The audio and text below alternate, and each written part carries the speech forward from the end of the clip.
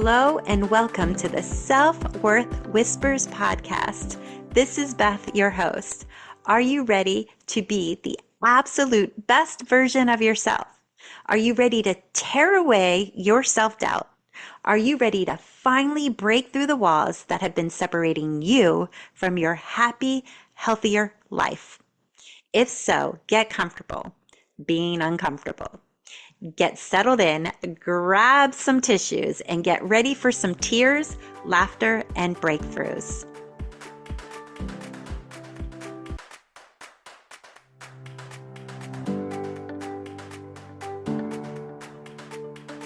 Hi guys, this is Beth. Welcome to the very first episode of the Self-Worth Whispers podcast. It's been a long time coming, and I want to thank you for listening. My mission with the Self-Worth Whispers podcast is to help you and myself heal so that we can become happier and healthier.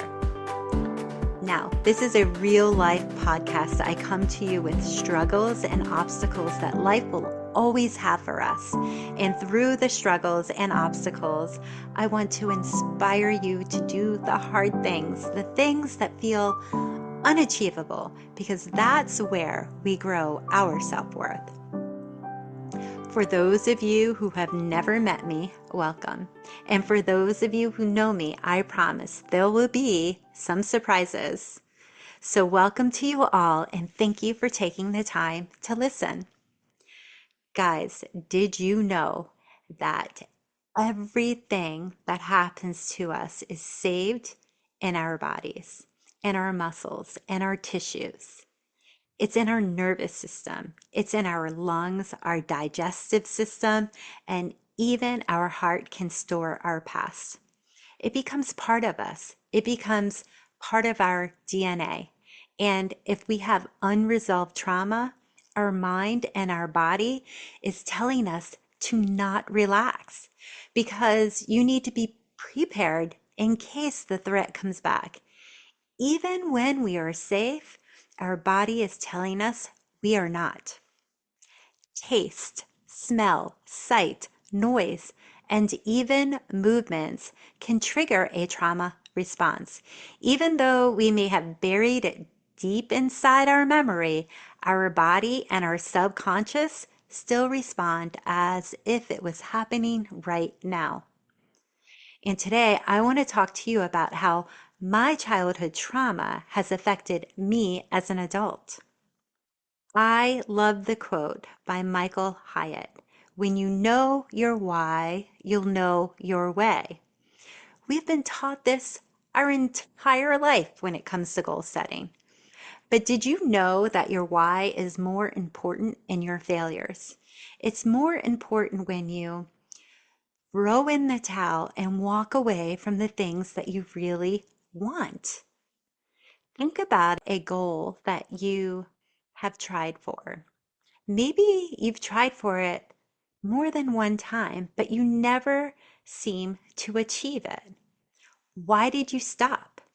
I call this the big ugly why. And it took me some time to unpack my big ugly why. But before we get started, I want you to know that I'm not very good when it comes to talking about myself. And I struggle with self-empathy. So telling you about myself is the hardest part of episode 1. So as I was thinking about how to share my journey from childhood trauma to growing my self-worth, what kept coming up for me was, how does this little girl from Rockville, Maryland end up here?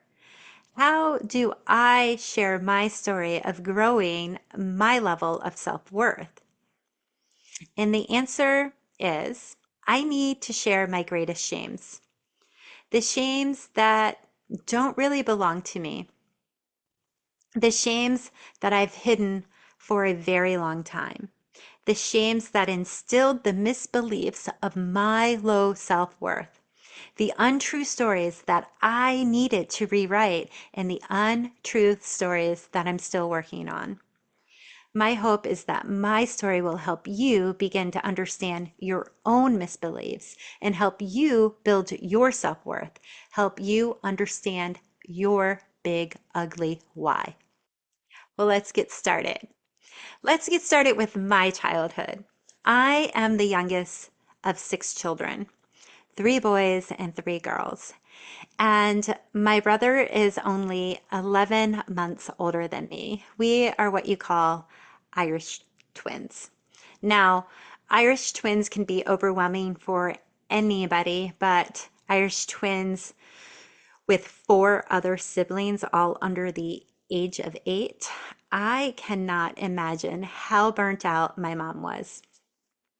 Now, I bet you're wondering, why would anybody want to have Irish twins? Me too. And from a very young age, I knew my mom didn't want Irish twins either. The story I was told is that my mom went to the doctor to get her tubes tied after my brother was born, but she had an infection. And so it was delayed. She went back about a month later to have her tubes tied, only to find out that she was pregnant with yours truly. Guys, this is the first thing I remember about my childhood. This is the first memory that is in my mind when it comes to my existence on this earth. The first thing that I remember is that I wasn't wanted. And if it wasn't for an infection, I wouldn't be here. Now, moving on. As you can imagine, my mom had very little time for an infant. So my sisters were in charge of taking care of the baby. And later in life, when I would ask my mom about those milestones that children have, such as when did I get my first teeth? What was my first food? When did I start walking? All of those questions, whenever I asked my mom, she would respond, I don't know. I don't remember.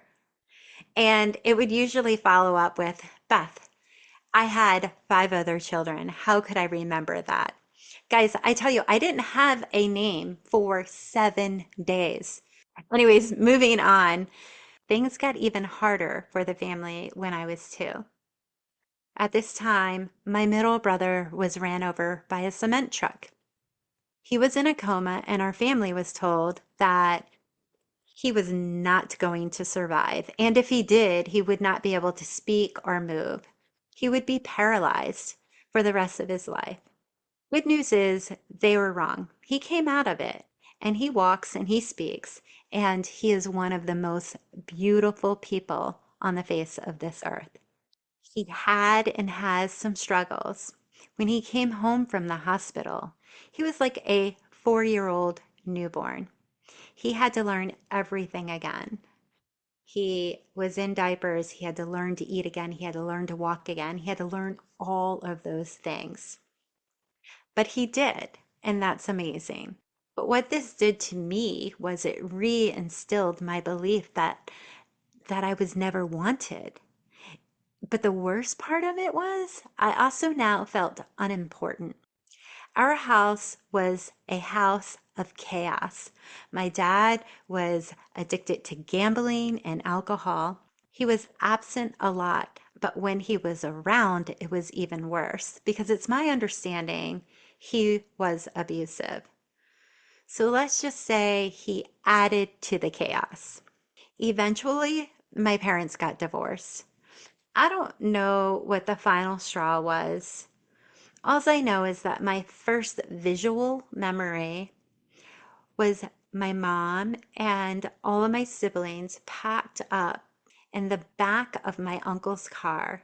And this was in the middle of the night, and I had this feeling in my stomach. I couldn't, and still can't put the energy of the car. I don't know if it was excitement or anxiety, because those often feel the same in my stomach. But I do remember looking out the back window at a townhouse that we were leaving from. Now, I can't imagine the journey my mom saw in front of her. a single mom, 6 kids, no license, no job, no money, nowhere to live. How scared she must have been about the future. And when she did get her license and did get a job, she was gone all the time. And it still wasn't enough. I can tell you there were times we didn't have food. I remember my uncle dropping off grocery. There were times we didn't have electricity, and there were times that there were no gifts under the Christmas tree or no gifts for birthdays. And if you want it to be seen, you need it to shine bright. You need it to talk loud. You need it to be extraordinary. So I ended up being this little girl who would brighten the room with my big dreams and my funny sense of humor. If you were down, I could sense it. I could figure out exactly what you needed just by the way you looked at me. Or maybe it was the tone of your voice. And at times, I was probably that little girl that talked too much. You see, all I knew was chaos. No one had time for another problem, so don't bring it. Solve it and help the family solve their problems. At a very young age, I developed a great strategy to ignore my own problems. Just solve everyone else's. No one wants to hear a sad girl brighten the room or get out. I would see other families with moms and dads that would sit down for dinner together, and their moms would make them breakfast and pack their lunches. Oh my gosh, I wanted that so bad. I found myself praying night after night after night until one day it was going to happen. You see, it was just too much for my mom. Family members took us in, and at this time, my oldest brother had already moved in with my grandparents, and my oldest sister was already on the run. My oldest sister is a whole nother episode. God rest her soul. I remember being so excited to live in a home where dinner would be there. We had cereal for breakfast and birthday cakes, dogs, and a backyard. I'm not sure how this all fell apart, but this new life quickly became a house of chaos. Guys, the woman of the house was very angry and extremely abusive to me and my siblings. I later learned that her anger was her own defense mechanism. It was her own unresolved trauma from growing up in an abusive home. Because of her past, she was a severely angry woman. What severely angry woman wants a happy go lucky, brighter than the sun little girl that makes everyone smile and probably talks too much around? I literally would run around the house singing, "This little light of mine, I'm going to make it shine." Remember that superpower that I developed? Be extraordinary, be bright, be loud, tell everyone your big dreams. She had to go because if I was bright, I would be noticed. And if I was noticed, there would be negative consequences, which usually included physical abuse. So I developed a new strategy. Stay small, stay quiet, dim your light. If there were visitors, I would pray that they didn't compliment me. I remember laying in my bed one night after a horrible day of being treated unfairly, praying to God, or maybe I was pleading, "Dear God, I have always been a good girl. Why is this happening?" I would pray that He would help me to keep my light dim. I would pray that He would help me to be small. And I would pray for my old life so I could be me again. The violence continued and definitely got worse. And shortly after a horrible episode of violence that left me with 2 black eyes, my prayers were answered again. My mom was finally able to support her kids. She came to get us. I remember being so scared. I knew what day was coming, and I knew what was going to be said. When that day came, I saw my mom's car. I ran out of the house. You guys, I was so scared that my mom was not going to leave with me. I was so scared that it was going to end in extreme abuse. I feel like I was outside for days until finally I got the courage up, that fake sense of confidence to walk into that house. And when I walked into the house, the lady of the house said, "Is this true?" Again, frozen in fear, unable to get the words out of my mouth or the word yes out of my mouth. I feel like it took me an endless amount of time to say yes, but I finally did it. I don't even know what happened after then. All I can recall next is probably about 2 weeks later, feeling safe in a room that I called mine in my mom's house. Why am I telling you this?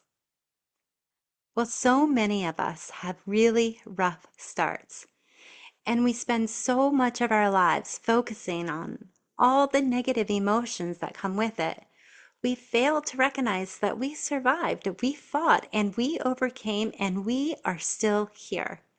You see, I had a little bit of light left in me. It's taken me years to let it shine, and I still work on it every day. But I believe if you are here, it is no accident, no matter what the circumstances were. If you are here, you have purpose, and all of your obstacles and struggles have given you the experiences that you need so you can fulfill it. Guys, it's not what we are doing that matters. What really matters is why are we doing it? From the time I was born, I felt invisible. I felt like my needs didn't matter, nor did my feelings. I learned that others' problems or even happiness was way more important than mine. Not getting enough attention as a child can have a number of negative effects on our lives as adults. One of which is your relationships.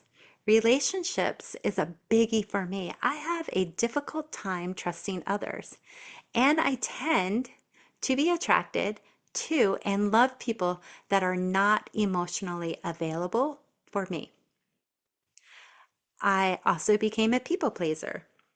I ended up becoming the caretaker or burden holder for everyone around me. I was great at neglecting my own needs. I tell you guys, I would be going through really heavy, traumatic shit and drop all of my needs to help someone else. You would think, wow, that's such a kind thing to do. Yes, for my friends and family. But what I really was doing was avoiding my own feelings. Whenever something was heavy, I would bury it and look for someone else to help. I remember teaching a spin class that I probably should have got a sub for.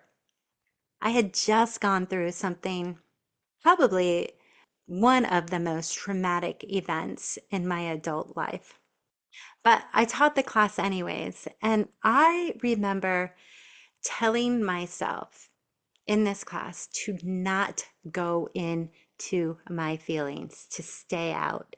Like, you are here to show everybody a good time. They're all counting on you. Give them a great experience.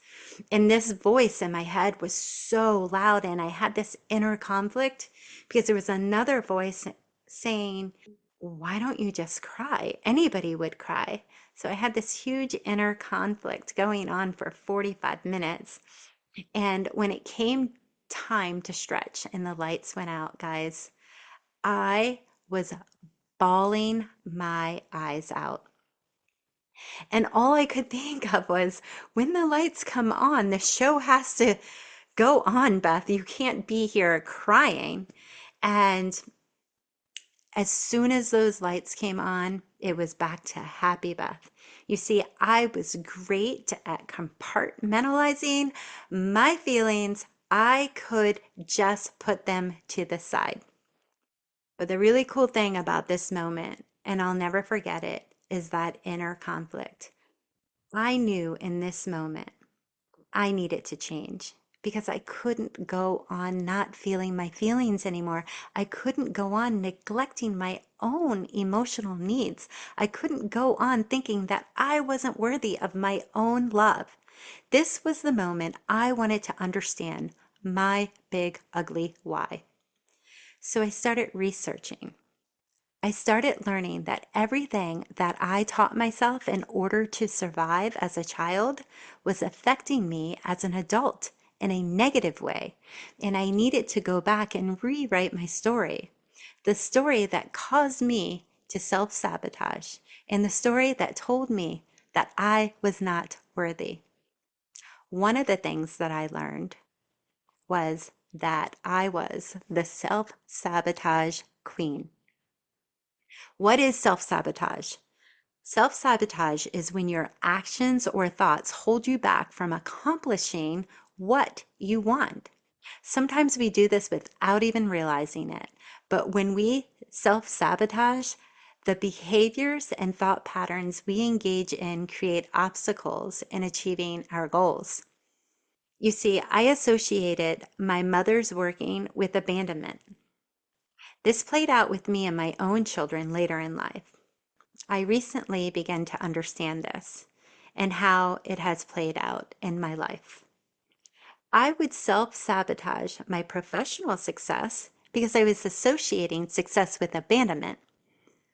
My confidence would get me started with a new job or business, and when success became closer, I would turn and run. My inner child believed that I couldn't be a good mother, a good wife, a good friend, a good sister, and be successful. That light up the room little girl believed that she couldn't have both, so she had to choose one or the other. I became the master of self sabotage. I have spent numerous hours, days, maybe even years on self sabotage island. We make these great plans and get so excited to get started.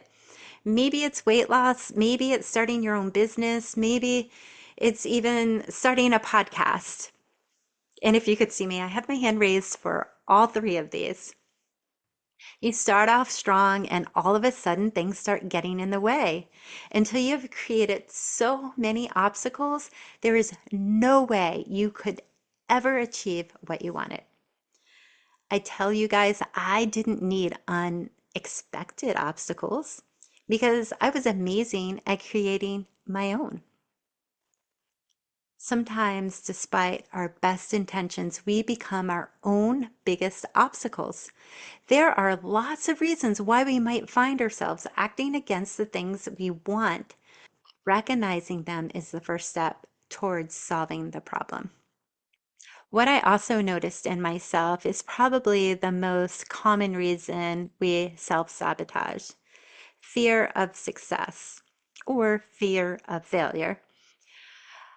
I know it sounds crazy. Why would anyone be afraid of success? But for some, including me, succeeding can bring consequences we may not want. Long story short, I associated work and success with not being there for my family.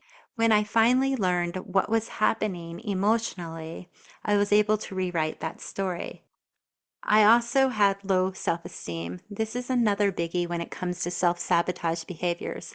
I used to hear her all the time, that inner voice, that negative inner voice telling me that I was not good enough, that I will never be able to achieve that goal I wanted.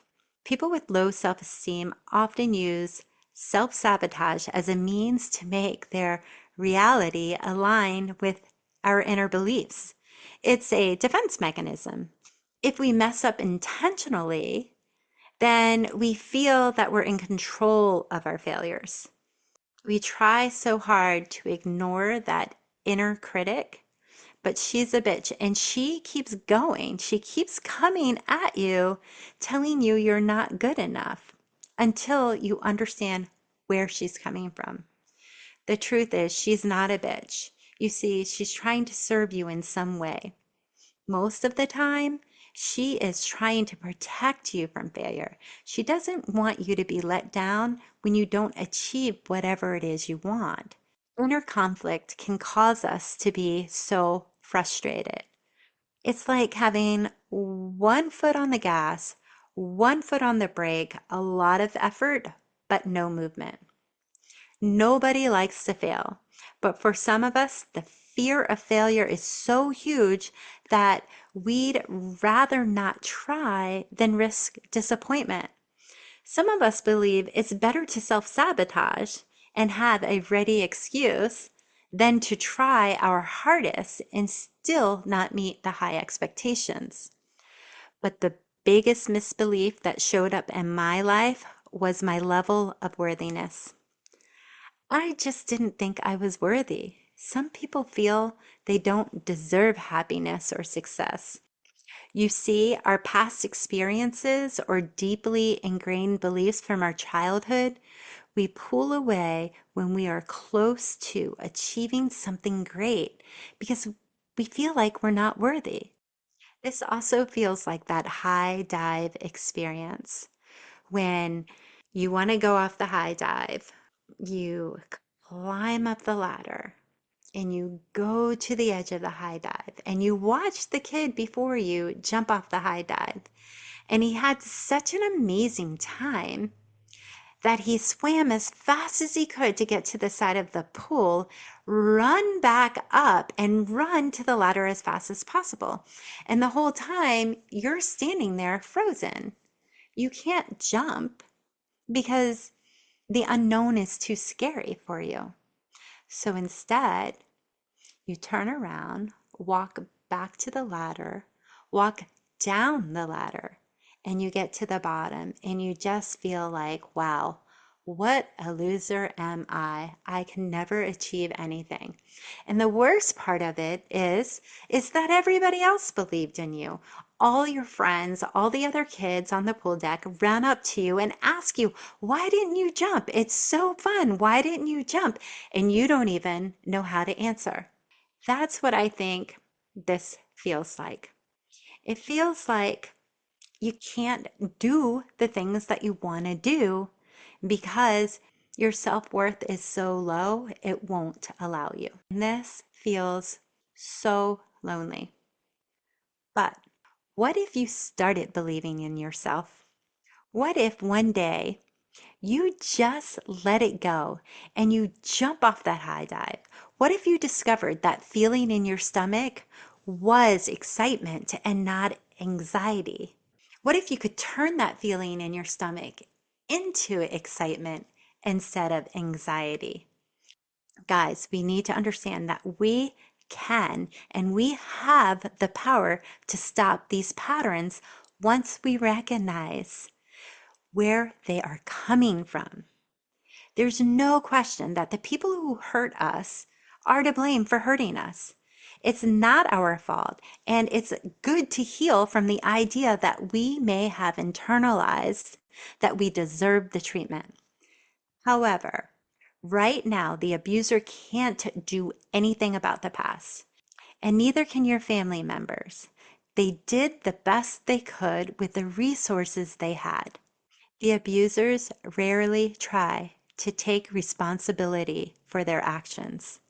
But even if they did admit to everything, they still couldn't do anything about the past. The damage is done. And it's time for you to take your power back. You have to step out of the victim role and into the warrior role. That's where we go from here. Where I started my journey in healing was in forgiveness. Like I said, my mom did the best she could with the resources she had. And the family members that took us in, they did it with good intentions. They didn't say, I'll take these kids in and make things worse. I know that was not their intentions. The circumstances were that there was an injured child, a woman who never dealt with her childhood trauma, taking care of us. She didn't know how. I have been able to find understanding in the healing that everything that has happened to me was not intended to break me. It was intended to make me exactly who I am today, a life coach with an inner child learning to shine as bright as possible. So I can help my clients, my friends, my family, and now my audience learn how to live the absolute best life possible. The second thing I did to restore my self-worth when I started my healing journey was writing a letter to the younger me.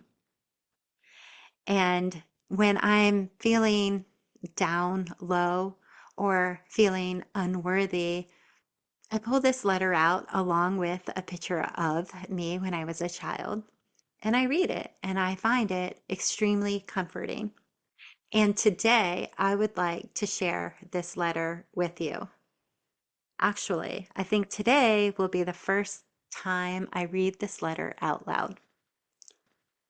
Dear beautiful girl, as I look in your eyes, I see so many hopes and dreams. I see that amazing smile that lights up the room. This photo of you is before your light was dimmed, before you suffered abuse. In this photo, you are still that little girl that lights up the room and brightens everyone's day. But things are getting ready to change for you. Your whole world is about to change. The most challenging days are ahead of you, but you will survive. You will see things that you shouldn't have. It's not your fault. People will abuse you. It's not your fault. You will be treated unfairly. It's not your fault.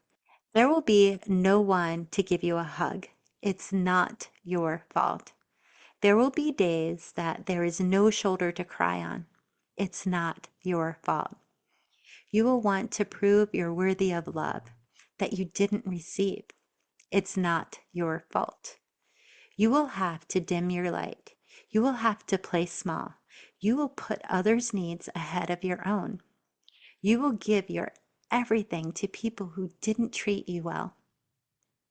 And you will have a huge misunderstanding of your self-worth. You will look for validation from others, a lesson you will have to learn again and again. But you will learn to see yourself with your eyes, to love yourself with your heart. You will spend many days and years trying to please others. You will have to learn that the wounds of your past need to be healed, but that only you can heal them. I know your journey. You will make mistakes. You will have regrets, but you will also change lives. You will make others feel important and loved. You will find your way. You will understand that everything that you will go through will set you up to be exactly who you were supposed to be. There will be a moment in your life that you will feel safe again, safe enough to shine again. So get ready to shine, my bright, beautiful, freckled-faced girl. I will be your hero. I love you. Let me leave you with this. It's okay to be scared because that thing you want is on the other side of being scared. I was scared walking back into that house, but I did it anyways. I was scared to say yes to leaving, but I did it anyways. I'm scared right now. I'm scared to start this podcast, but I'm doing it anyways. Whatever fear is holding you back from living the life you want, take a deep breath and do it anyways. Thank you all for listening, and I am excited to start this journey of growing our self-worth together.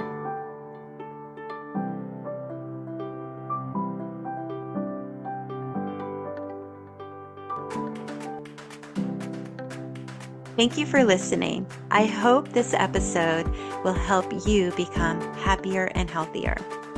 Please don't hesitate to reach out to me. My email address is beth@eatfitlifewellness.com. Check us out on social media and sign up for our Happier and Healthier newsletter. You will find the links and the transcripts below. Remember, you are beautiful, unique, strong, and worthy, and you are so much more. Thanks again for listening to the Self-Worth Whispers podcast, and don't forget to subscribe. I love you all.